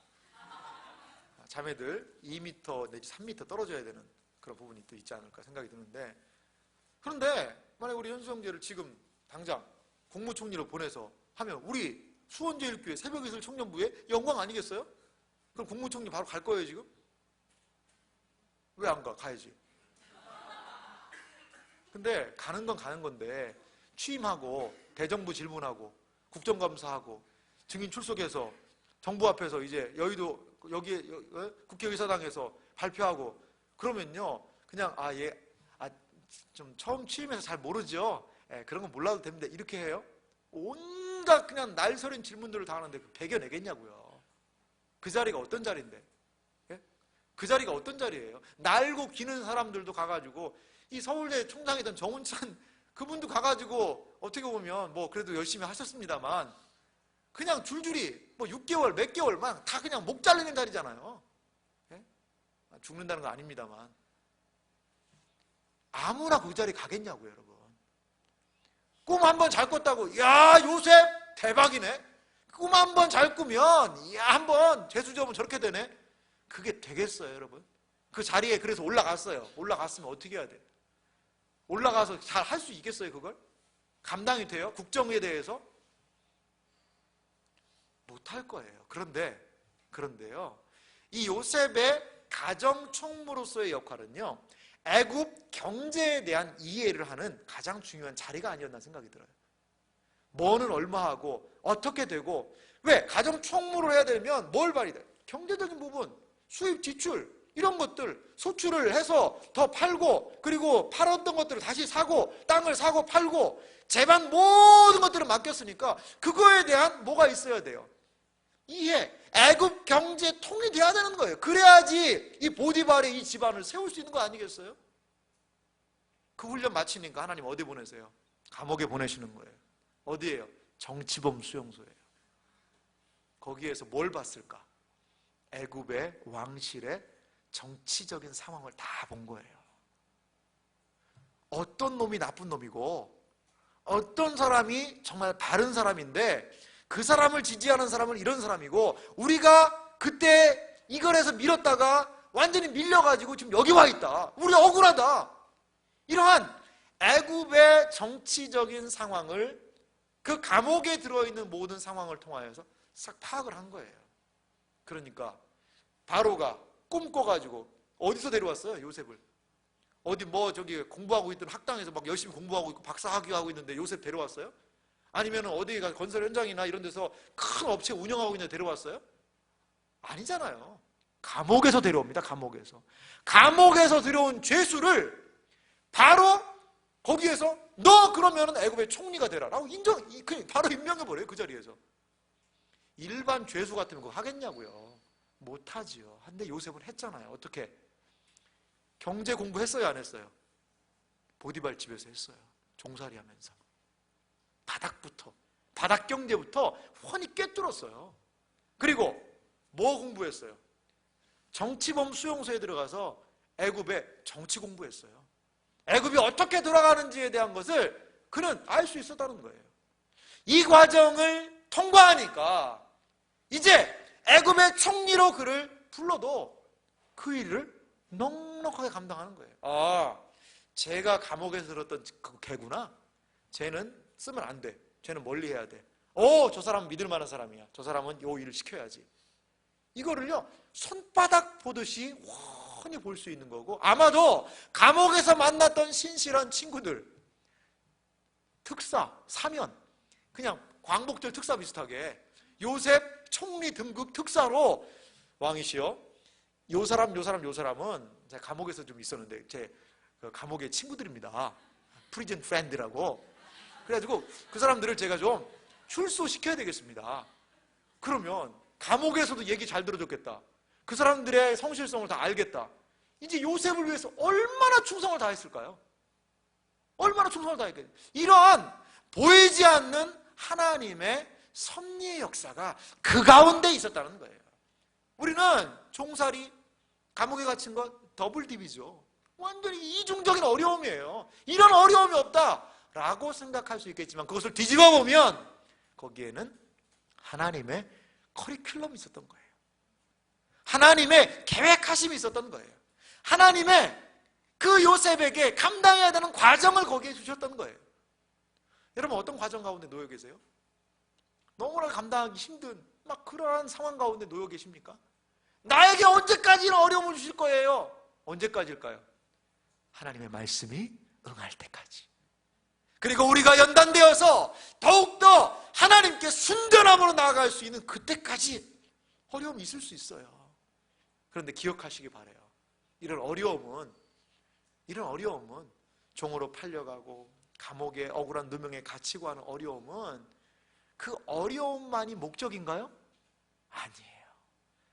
요셉을 통하여 하나님의 선한 뜻을 이루기 위한 하나의 인생에 있어서의 과정이라는 거예요. 지나가는 과정이라는 거예요. 여러분, 인생을요 좀 넓게 통으로 보세요. 지금 당장 한 달, 일주일, 두 달, 석 달 이게 아니라 조금만 힘들지만 1년 단위로 보려고 노력을 하고, 조금만 힘들지만 2년, 3년, 5년 단위로 보려고 노력을 하고, 인생을 아직까지 끝나지 않았잖아요. 우리 망하지 않았잖아요. 하나님이 함께 하시면 감옥에서도 형통이라고 얘기하잖아요. 하나님이 함께 하시니까 종으로 팔려가도 형통이라고 이야기하잖아요. 그래서 그에게 하나님이 일을 맡기실 때 그 모든 일들을 넉넉하게 감당하잖아요. 여러분, 혼자 앉아서 울고 싶고, 왜 나에게 이런 어려움이 있나? 왜 나는 직장이 잘 안 되나? 왜 나는 이렇게 결혼이 안 되나? 왜 나는 이렇게 어려움이 많이 있나? 왜 나는 하는 일마다 이렇게 안 될까? 왜 나는 이 시험이 언제 끝날까? 여러 가지 많은 어려움이 들 수 있어요. 하지만 우리가 보여야 되는 태도는 뭐예요? 하나님 앞에 충성이에요. 그리고 우리를 부른 그 사람들에게 여러분 충성하시기 바라요. 그러할 때에, 하나님의 때에 분명히 지금 사망의 음침한 골짜기와 같은 어려움의 때의 의미, 이것이 우리 앞에 밝혀지게 될 줄 믿습니다. 저희 가정이요, 그래서 아버지 사업이 망했어요. 아버지 사업이 잘 나갔거든요. 잘 됐었는데 망했어요. 참 너무나 황당하더라고요. 예전에 수금사원이라고 있었습니다. 요즘엔 뭐예요? 계좌 이체하잖아요. 얼마나 그 좋은 세상인지 몰라요. 근데 예전에는요, 수금사원이 있었어요. 그 사원은 뭐 하는 게 목적이에요? 여러분 가면 수금하는 거예요. 예, 이번에 그 주실 돈 50만 원입니다. 그럼 50만 원 받고 영수증 끊어주고. 근데 저희 아버지가 고용했던 수금사원이 수금을 쫙 해서 어떻게 하셨어요? 그냥 가셨어요. 퇴근하셨어요. 퇴근. 그리고 출근을 안 해. 이걸 보고 도망이라고 그러죠. 떼어먹고 도망. 이런 일이 있고, 거래처 계속 막 안 되고 막히고. 근데 그런 와중에 하나님이 저희 가정을 부르셨죠. 저는 그게 하나님의 사인이라고 봐요. 사인이라고. 그래서 사업하시다가 어떻게 보면 세상적인 표현은 사업 망한 거죠. 그리고 목회하시게 된 거예요. 목회하시게 된 거예요. 목회하시게. 근데 저는 분명히 하나님의 과정이 있었다고 봐요. 그래서 저희 아버지도 고집이 있으시거든요. 그러니까 끝까지 막 그냥 돈 이것저것 끌어다가, 그러다가 저희 집도 다 날아가 버렸지. 집도 하여간 다 나중에는 날아가고 그렇게 했죠. 그래도 아버지가 잘 하나님 뜻에 이 목회자의 길에 대해 순종을 안 하니까 좀 자녀들을 치시더라고요. 자녀가 누구겠어요? 저죠. 제가 아주 평범하게, 이게 초등학교 3학년 때로 제가 기억을 하고 있는데, 평범하게 친구가 앞에서 운전하고 가고 제가 그 뒤에 자전거를 타고 갔는데 이 자전거가 넘어졌어요. 그럼 자전거 넘어지면 뭐 어느 정도? 그냥 뭐 투들 털고 일어나면 되잖아요. 근데 이 앞에는요, 머리털 하나 안 다쳤어요. 근데 저는요, 이 대퇴부가 골절이 됐어요. 그리고 이 얼굴 반쪽이 이 아스팔트에다가 그 시멘트에다가 그냥 얼굴 반을 갈았어요. 이렇게. 이 얼굴 반이. 그래가지고 제가 이게 거울을 봐도 좀 끔찍하더라고요. 그래가지고 막 이 얼굴이 여기 다 딱정이가지고 다리가 딱, 그래서 정신을 차리고 봤더니 다리가 보통 이렇게 기역자로 이렇게 돼야 되잖아요. 니은자. 근데 다리가 디귿자가 돼 있는 거예요. 그래가지고 제가 울지도 않고 그때 황당해가지고 이게 어떻게 된 건가. 막 사람들이 막 모여들더라고요. 그래서 제가 발가락을, 지금도 생생해요, 그 기억이. 발가락을 이렇게 움직여 봤어요. 그랬더니 발가락이 움직여지는 거예요. 그래서 이제 그분들을 안심을 시켰어요, 제가. 다리가 부러진 것 같지는 않거든요. 발가락은 움직여지거든요. 그랬더니 그래, 알았다 그러더라고요. 그리고 제가 아주 침착하게 얘기했죠. 저희 아빠 회사 전화번호가 26국에 2603입니다. 저 다쳤다고 좀 전화해 주세요. 그러니까 그래, 기특하다. 그러더니 아저씨들이 근데 119도 안 부르고, 그때 막 하도 오래전이니까 리어카에다가 저를 갑자기 주소 실더니 거기 근처에 병원이 있었거든요. 막 병원으로 막 후송을 했죠. 후송이라는 표현이 좀 그렇긴 하네요. 이런 과정. 그러니까 이런 일련의 과정을 다 보시더니 저희 부친이 하나님께 손을 내려놓더라고요. 손을 드시더라고요. 손을 들고 한 일주일간 산에 들어가서 금식하시더라고요. 뭐 기도원 이런 데도 아니고 담요 한 장 가져가서 비 오면 담요 쓰고 비 맞고 막 짜가지고 널어놓고 말리고 정말 하나님 앞에 간절히 기도하시고 모든 사업 딱 정리하고, 그리고 저희 아버지 회사에 오셨던 분들 중에 어떤 분들이 이제 진도 얘기를 하더라고요. 진도. 저희는 충청권 이남으로 아는 사람이 아무도 없어요. 근데 거기 대전에 저희가 살았는데 진도 얘기를 하더라고요. 그래서 아버지가 물어봤대요. 그 진도에 교회가 좀 있습니까? 그랬더니 교회가 많이 안 보이던데요. 그 얘기를 듣고 무전여행을 아버지 친구분하고 다녀오신 거예요. 그래서 한 곳을 가서 저희가 갔더니 몇 분이 모여서 자기들끼리 방에서 예배를 드리고 있더래요. 그래서 제가 여기 와서 교회를 개척하겠습니다.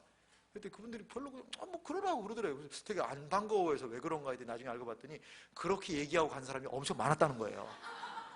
근데 뭐 아내가 말렸는지 애들이 못 간다고 그랬는지 다 안 왔다는 거예요.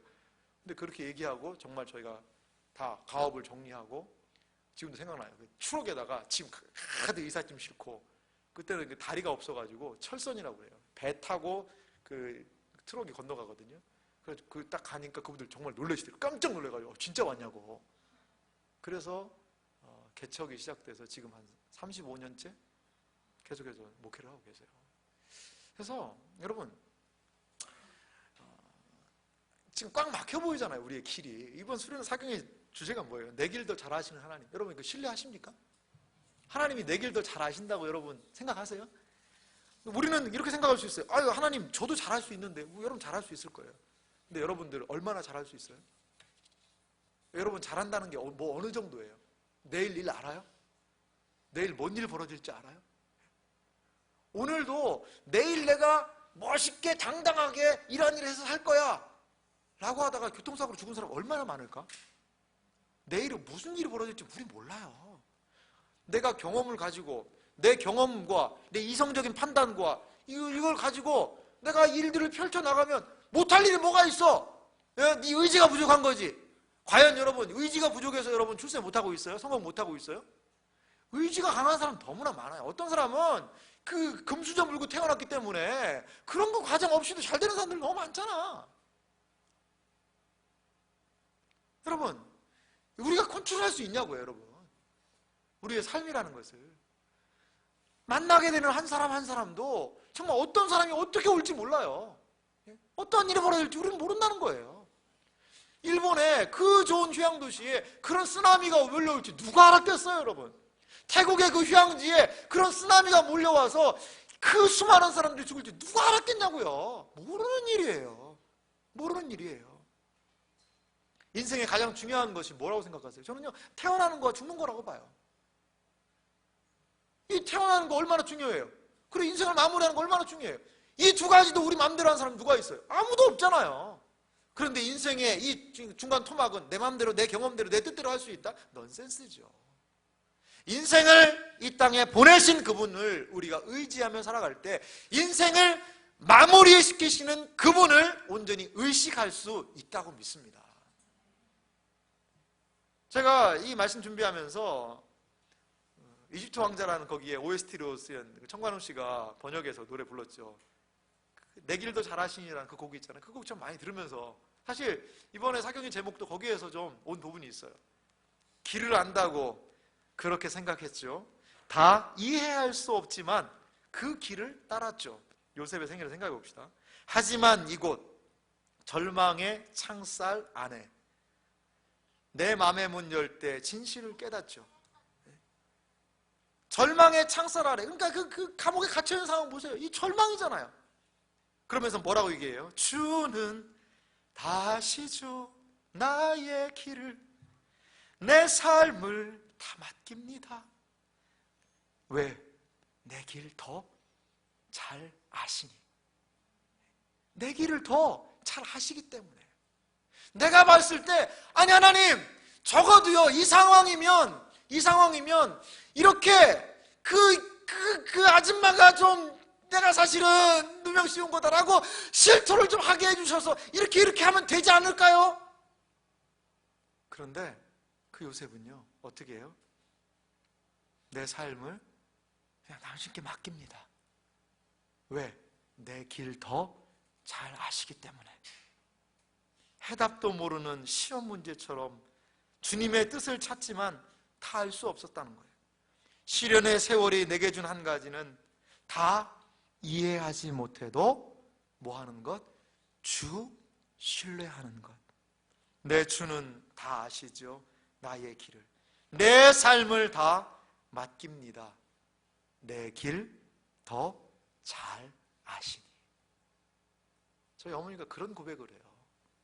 자기는 저희 어머니 말로 진도 군수 부임보다 더 행복하다는 거예요. 제가 볼 때 행복할 거리가 별로 없거든요. 조그만 시골 교회에서 뭐 목회하시고 뭐 누가 알아주겠어요. 근데 참 기쁨이 있다는 거예요. 은혜가 있다는 거예요. 한때 사장님 부인이었는데 뭐 그런 것보다도 정말 하나님께 순종하고 그 나가는 삶이 참 내가 진도 군수 부인보다 행복하다 그런 얘기를 예전에 하시더라고요. 요즘은 조금 안 하시는 것 같아요. 요즘은 좀 몸이 아프셔서 그런지 조금 안 하시는 그런 얘기를 하시더라고요. 참 제가 감사하다는 생각이 들었어요. 그래서 제가 목회하게 된 이유도 부모님의 그 진실한 그런 것들을 보고 야, 참 저게 귀한 일이구나 그런 좀 동기부여를 받은 부분이 있어요. 여러분 하나님 믿을 만한 분입니다. 여러분 정말로요 하나님 믿을 만한 분이에요. 믿을 만한 분이에요. 그냥 한번 믿어볼까가 아니라 정말 하나님을 전심으로 믿고 신뢰해보세요. 여러분들이 너무나도 보잘것없는 일을 한다 하더라도 그분을 신뢰하고 믿는 삶, 그분 안에서의 형통임을 여러분 기억하시기 바랍니다. 그분 안에서의 진정한 형통은 하나님 안에만 있는 거예요. 그분을 신뢰하고 나아갈 때만 그분 안에서의 형통을 경험하게 될 줄 믿습니다. 여러분 세상에 믿던 모든 것 끊어질 그날 되어도 구주를 믿는 그 믿음만은 내 주를 어여치 믿사와 내 소망 더욱 크리라. 우리 신앙의 선배들이 그렇게 고백하잖아요. 세상에 믿던 모든 것 다 끊어질 그날 온다는 거예요. 하지만 우리 주님을 믿고 의지할 때 그 주님을 우리가 믿고 의지했던 그 주님은 우리를 결단코 버리시지 않고 우리를 당신이 기뻐하는 그곳으로 그 자리로 인도하시는 분이시라는 것을 여러분 기억하시기 바랍니다. 여러분들의 삶 누구를 믿어야 될까요? 내 경험 내려놓으세요. 나 도와주는 사람들 내려놓으세요. 주님을 가장 앞서서 그분을 신뢰하고 의지하고 우리의 맡겨진 삶을 최선을 다하여 그분 안에서 감당하게 되시는 여러분들이 되시기를 주님의 이름으로 축원합니다. 우리 이 시간 좀 같이 기도하겠습니다. 좀 기도하겠는데요.